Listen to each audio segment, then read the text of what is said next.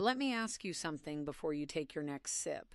That cup of coffee, that glass of juice, bowl of cereal soaked in milk every single morning. You've been told these things are part of a healthy routine, and maybe for most of your life they were. But if you are over 60 and your doctor has recently said the words your creatinine is a little high or mentioned puffy ankles, getting up 3 times a night to use the bathroom, blood pressure that just won't settle down, or a tiredness that no amount of sleep seems to fix, then I need you to slow down for a moment. Because one of the most ordinary things in your kitchen might be quietly making your kidneys work harder than they should. And the strange part is, you would never feel it happening. My name is Jessica Williams, and I've spent years breaking down complicated health information into simple choices real people can actually use at the grocery store. Today I want to talk to you about milk. Not because milk is evil, not because you have to throw it out, but because the wrong kind of milk poured into your glass day after day after day, like asking a tired old engine to pull a heavier load every single morning. And when your kidneys are already slowing down with age, that extra load matters more than you think. Here's the misconception almost everybody over 60 believes. They think milk is just milk. Think a glass of milk is always good for the bones, good for the heart, good for getting older gracefully. And for a young, healthy body with 2 strong kidneys filtering away at full speed, that's mostly true. But the body you have at 65 or 70 is not the body you had at 30. Your kidneys, those 2 small filters tucked into your lower back, been working nonstop for decades. They never took a vacation. They never called in sick. And by this stage of life, they're often filtering a little slower than they used to. So when you keep pouring in a drink that's loaded with certain minerals and animal protein, you're handing those tired filters extra paperwork they didn't ask for. Regular cow's milk can carry a surprising amount of phosphorus, potassium, animal-based protein. For most of your life, your kidneys handled all of that without complaint. But as filtering ability declines, things can start to build up in the blood quietly, invisibly, with no pain and no warning sign. There's no alarm bell. There's no flashing light. Then one day you go in for routine blood work, and the doctor's tone changes. Suddenly there's talk of cutting back on this, limiting that, watching your numbers. And you sit there wondering, could something I've been drinking every single morning have been part of the problem all along? Now here's the good news, and I want you to hear this clearly before we go any further. You do not have to give up milk forever. You don't have to live a sad, empty breakfast for the rest of your days. You simply have to choose smarter. In the next few minutes, I'm going to walk you through three kidney-friendly milks that older adults dealing with kidney concerns may want to seriously consider. These are not magic potions. They will not erase kidney disease, and they will not drop your creatinine overnight. Anyone who promises you that is not being honest with you. But the right small change, repeated patiently, can take real pressure off your kidneys over time. And sometimes, taking pressure off is exactly what those tired filters need. Before we get to the list, let me make one promise to you and one warning. Promise is that I'll keep this simple and practical, the kind of thing you can actually use the next time you're standing in the dairy aisle. The warning is this. Even among these so-called kidney-friendly milks, there are traps. Are cartons that look perfect on the front and cause problems on the back. So stay with me, because the difference between a good choice and a harmful one often comes down to a few tiny words printed in the smallest letters on the package. Let's begin. Number 3 on our list is unsweetened almond milk. Now, when I say almond milk, I can already hear some of you saying, wait a minute, Jessica, aren't nuts supposed to be high in minerals? How can a milk made from almonds be easy on my kidneys? That's a smart question, and it tells me you're paying attention. But here's the thing most people miss. What matters is not where the milk comes from. What matters is what actually ends up inside your glass. How much phosphorus is in there? How much potassium? How much sodium? How much protein? Those 4 numbers are the real story, and the source of the milk is just the cover of the book. Let's start with phosphorus, because for someone with weakening kidneys, this is one of the most important minerals to understand. Phosphorus is something a healthy kidney clears out easily, but when kidney function drops, Phosphorus can start collecting in the blood, throwing off the delicate balance your body works so hard to maintain. Too much phosphorus over time can pull calcium out of your bones, stiffen your blood vessels, and force your kidneys to strain even harder. A glass of cow's milk can deliver a hefty dose of phosphorus. Unsweetened almond milk, by contrast, is usually far lower. And here's a detail that doesn't get talked about enough. The natural phosphorus that comes from plants is often absorbed less completely by your body than the phosphorus from dairy or from chemical additives. So even the phosphorus that is there tends to be gentler. Picture it this way. If a glass of cow's milk is like a full bucket of water, kidneys have to haul up the stairs. A glass of unsweetened almond milk is more like carrying half a bucket. There's still work involved. Strain is noticeably lighter. Next comes potassium, and this one deserves your respect. When kidneys can't filter well, potassium can rise in the blood, and high potassium isn't just about feeling weak or tired. It can affect the rhythm of your heart, which is exactly why doctors take it so seriously. Cow's milk tends to carry a meaningful amount of potassium per glass.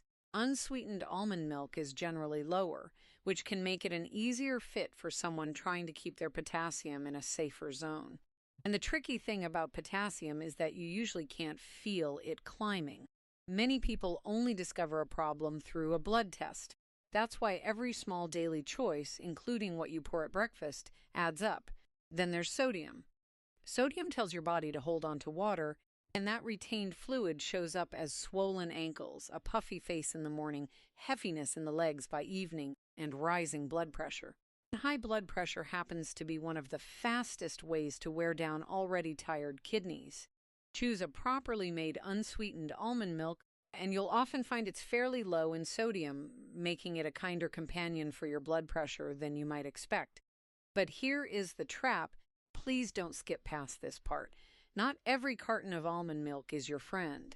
Manufacturers love to fortify their products to make the label look impressive. They add calcium and other minerals, and to do that, they often use ingredients with the word phosphate hiding in them. Calcium phosphate, tricalcium phosphate, things like that. For a healthy person, added calcium sounds wonderful. But for weakened kidneys, those phosphate additives are a problem, as your body absorbs that kind of phosphorus very aggressively. A milk that looks kidney-friendly on the front of the box can be quietly working against you because of what's printed on the back. So do one simple thing before you buy. Turn the carton around. Read the ingredient list. Look for unsweetened almond milk with no added phosphate, and the shorter and simpler that ingredient list, the better off you'll be. And even when you find a good one, don't go overboard. 1 cup a day is plenty for most people, and if your lab numbers are unusual, check with your doctor or a kidney dietitian first. Now, if you think almond milk sounds gentle, just wait. The next one on our list is even simpler than you'd guess, and it surprises almost everyone who hears it. Number 2 is unsweetened oat-free coconut milk, and I want to be specific here because I'm talking about the light, unsweetened carton kind found in the refrigerated section, not the thick, fatty canned coconut milk you cook curry with. Those are 2 completely different products, and confusing them is a mistake. When people think of dairy alternatives, their minds usually jump to soy or oat first. But for someone watching their kidneys, the light unsweetened coconut beverage deserves a closer look because it often runs remarkably low in the minerals that give weak kidneys the most trouble. Remember those 3 numbers I told you to watch: phosphorus, potassium, and sodium. Think of your kidneys as a careful old gatekeeper standing at the door of your bloodstream, deciding what stays and what gets sent out. When you're young, that gatekeeper is sharp and quick. As you age and kidney function fades, the gatekeeper gets slower, more tired, easier to overwhelm. The fewer hard-to-process minerals you send through that gate, the easier his job becomes. Unsweetened coconut milk beverage is typically low in phosphorus. And again, what phosphorus it does contain comes from a plant, so it's usually absorbed less completely than the phosphorus in dairy. That's a quiet but real advantage for your bones and your blood vessels both. When it comes to potassium, the light unsweetened coconut beverage also tends to come in much lower than cow's milk. If a glass of cow's milk is a big invoice your kidneys have to pay every morning, this is more like a small receipt. It's not zero, far easier to manage. And sodium, assuming you pick a simple unsweetened version, usually stays low as well, supports steadier blood pressure and less of that frustrating fluid buildup. If you're someone who notices sock marks pressed into your ankles at the end of the day, or your shoes feel tight by evening, lowering sodium in your daily drinks is one of those small adjustments that quietly adds up. And here's another point in its favor. Light coconut beverage is usually very low in protein. Now, for someone with kidney disease who is not yet on dialysis and who's been told by their doctor to ease back on protein, that can be genuinely helpful. Every time your body breaks down protein, it creates waste products that your kidneys must filter out.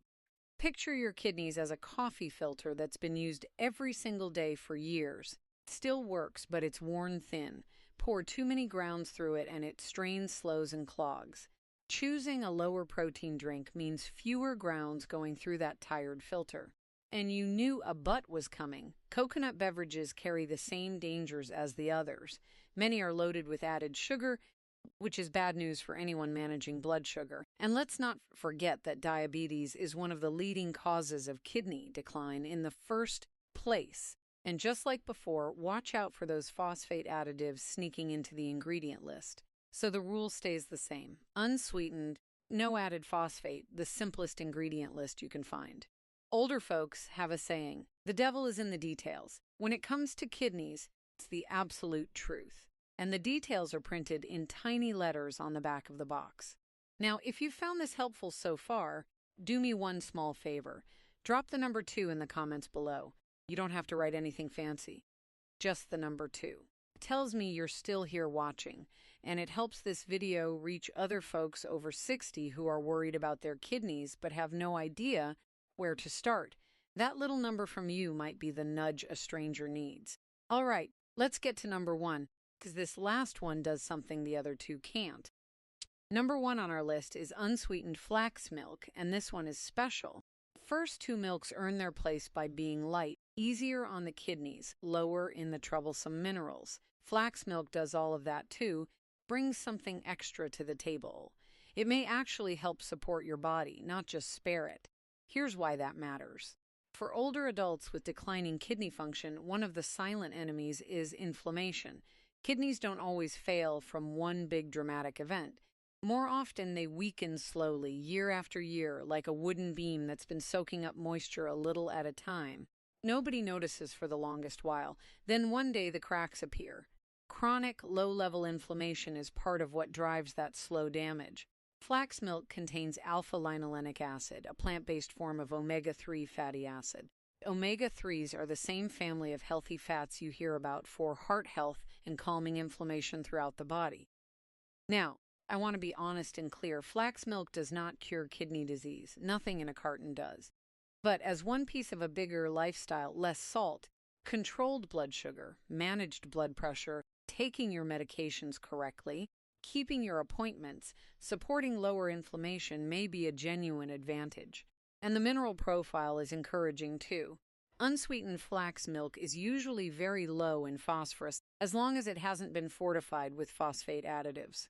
Potassium tends to run much lower than cow's milk, and some brands are remarkably low. Sodium in a simple unsweetened version, generally low as well. On top of that, flax milk is often nearly cholesterol-free, light in calories, and low in protein. Here I have to pause and say something important, because I never want a video to accidentally hurt someone. If you are already on dialysis, your situation is different. People on dialysis often need more protein, not less, because treatment removes protein from the body. So please do not slash your protein or overhaul your diet just because you heard a low-protein drink is good for kidneys. That advice is for folks who are not yet on dialysis and who've been told to watch their protein. If you're on dialysis, doctor and your renal dietitian must guide every decision. Everyone is different, and that difference matters enormously. And of course, flax milk has the same booby trap as the others. Phosphate additives slipped in to boost calcium and make the front of the box look healthy. A shopper sees good source of calcium and assumes it's perfect for the bones. For weak kidneys, added phosphate may be exactly what you want to avoid. So, one more time, burn this rule into your memory. No added sugar, no added phosphate, and the shorter the ingredient list, the better. If you pick up a carton and the ingredients read like a chemistry textbook full of words you can't pronounce, set it back down and find a simpler one. Kidney health doesn't reward fancy, it rewards simple, steady, and sensible. So let's bring it all together. We've covered 3 milks an older adult with kidney concerns may want to consider. Number 3, unsweetened almond milk, gentler than cow's milk, often lower in phosphorus and potassium, and a kinder option if you choose the right carton. Number 2, light unsweetened coconut beverage, simple, easy to drink, and usually very light on phosphorus, potassium, and sodium. And number 1, unsweetened flax milk, light on the kidneys and carrying that plant-based omega-3 that may support inflammation control and healthier blood vessels. But the single most important thing all 3 share is this: you have to choose the right kind. Don't grab the sugary version. Don't grab the phosphate-fortified version. Don't trust the cheerful promises on the front of the box. Turn it around. Read the back. The simplest one you can find. Because sometimes the thing that takes the load off your kidneys isn't some dramatic overhaul of your whole life. It might be as small as swapping the milk you reach for every morning. 1 glass, 1 quiet decision repeated over weeks and months. For a young person, that's nothing. But after 60, when those filters aren't what they used to be, small repeated choices carry real weight. And listen, if your creatinine has been creeping up, if your doctor has mentioned weak kidneys, if you're keeping an eye on your potassium, your phosphorus, your blood pressure, or your blood sugar, then please don't ignore what you drink each day. You don't need to panic.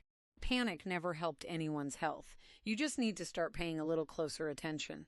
As the old wisdom goes, an ounce of prevention is worth a pound of cure. Before you go, let me hand you something practical. A simple 7-day plan, nothing extreme, gentle steps to begin treating your kidneys more kindly. Tomorrow morning, instead of pouring your usual glass on autopilot, up the carton and read the back first. If you spot phosphate in any form, consider choosing something else. Over the next week, doctor hasn't given you specific restrictions.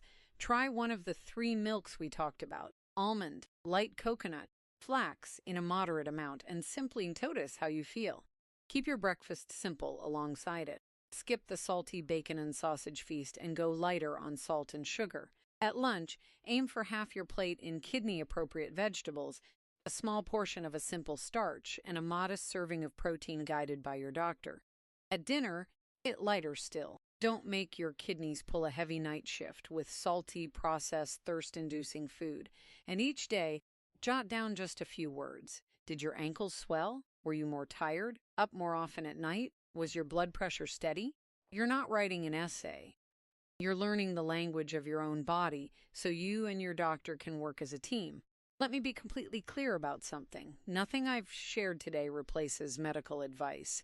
If you have kidney disease, diabetes, high blood pressure, if you take medication, if you're on dialysis, or if your doctor is watching your creatinine, your filtration rate, potassium, or your phosphorus, please talk to your doctor or a renal dietitian before changing your diet. What's right for one person may be wrong for the next. What's safe at one stage may need limiting at another. The wise move isn't to follow any video blindly, including mine.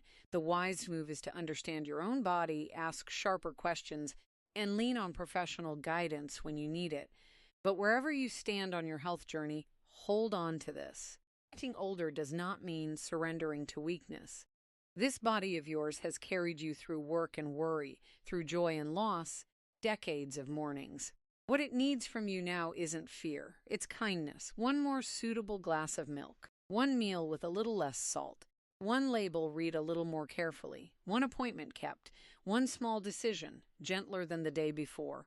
All it takes, but done consistently, one day at a time, it genuinely adds up.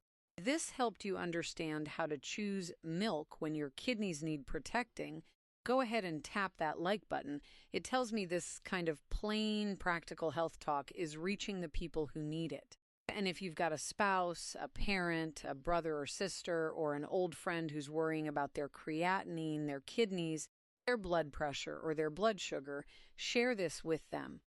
It might be exactly the reminder they need before their next trip to the store. For more simple, down-to-earth guidance made for folks over 60, stick around and subscribe so you don't miss what's next. Remember, don't have to fix everything in a single day. You only have to make one choice today that's a little kinder than yesterday's. Take care of yourself, be gentle with your body, and I'll see you in the next one.